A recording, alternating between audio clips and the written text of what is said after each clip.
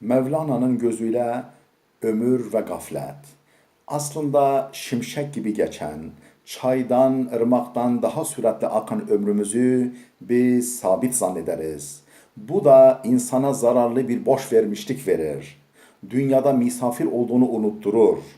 Dünyanın fani ve zararlı yüzünün tehlikelerinden kurtulmak için akıllı olmalı. Kabir kadar dar ömrü ham hayallerle sahralar kadar geniş görmekten vazgeçmeli. Şöyle der Mevlana, ömür ırmak gibi yeniden yeniye gelir, gelir, akar, gider, yenisi gelir. Fakat biz bu akışı kesintisiz olarak görürüz. Ucu yanmakta olan bir sopayı eline alsan da tez tez sağa sola oynatsan göze durup duran, kesilmeyen bir ateş çizgisi gibi görünür. Ömür de pek tez akar gider de bu yüzden devamlı duruyormuş gibi görünür. Ucu ateşli bir dalı hızla sallasan, o ateş noktası sana uzun bir çizgi gibi görünür. Bu ömür uzunluğu, bu sürüp giden zaman yaratılışının süratindendir. Cenab-ı Hakk'ın yeniden yeniye ve hızla yaratması ömrü böyle uzun ve daimi gösteriyor. Bütün bunlara akıl ermez. Ey can, bu alemin direği gaflettir. Akıllı olmak, her şeye akıl erdirmek bu dünya için afettir. Yani dünyanın gaflet ve günahlı yüzünden soğutur, asli göreve sevk eder.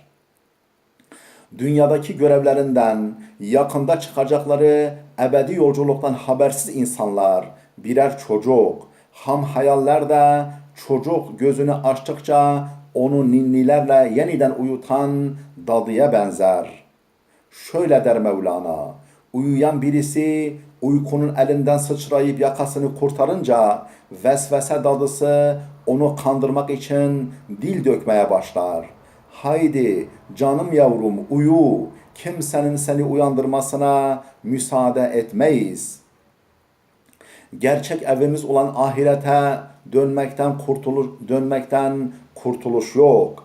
Gafil kişi bu dünyada gün akşam olduğu halde dışarıda oyuna dalmış, eve dönmeyi hatırına getiremeyen, evi için bir şeyler yapmak şöyle dursun, üstündeki elbisesini de hırsızlara kaptırmış haylaz çocuğa benzer. Günaha bulaşmamak esas ise de manevi kayıpları telafi etmenin yolu tövbeden geçer. Şöyle der Mevlana, her ne kadar küçük çocuklar oyundan hoşlanırlar, oyuna dalarlarsa da akşam olunca büyükleri onları çeke çeke evlerine götürürler. Küçük çocuk oyun oynarken soyundu. Hırsız da geldi, elbise ile ayakkabısını aldı gitti. Çocuk oyuna öyle hararetle, öyle istekle dalmıştı ki külahı da gömleği de aklından çıkmış, gitmişti. Gece geldi, çattı, çocuk oyundan da bir fayda görmedi. Eve gitmeye de yüzü yoktu.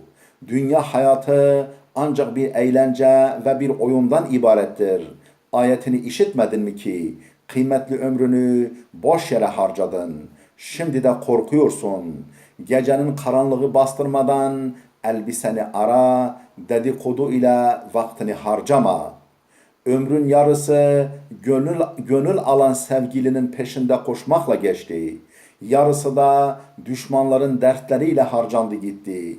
Din ve takva cübbesini arzularımız, ömür ve ibadet külahını da kederlerimiz aldı götürdü. Biz ise o küçük çocuk gibi oyuna dalmışız. İşte ecel gecesi çok yaklaştı. Artık yeter. Şu oyunu bırak. Artık oynama. Dönme. Haydi tövbe atına bin de hırsıza yetiş. Elbiselerini hırsızdan geri al. Tövbe atı acayip bir attır. Bu at insanı şu süfli alemden, şu alçak dünyadan alır, göğün en yüksek mertebesine çıkarır. Fakat atını da elbiseni de gizlice çalan hırsızdan koru, dikkatli ol.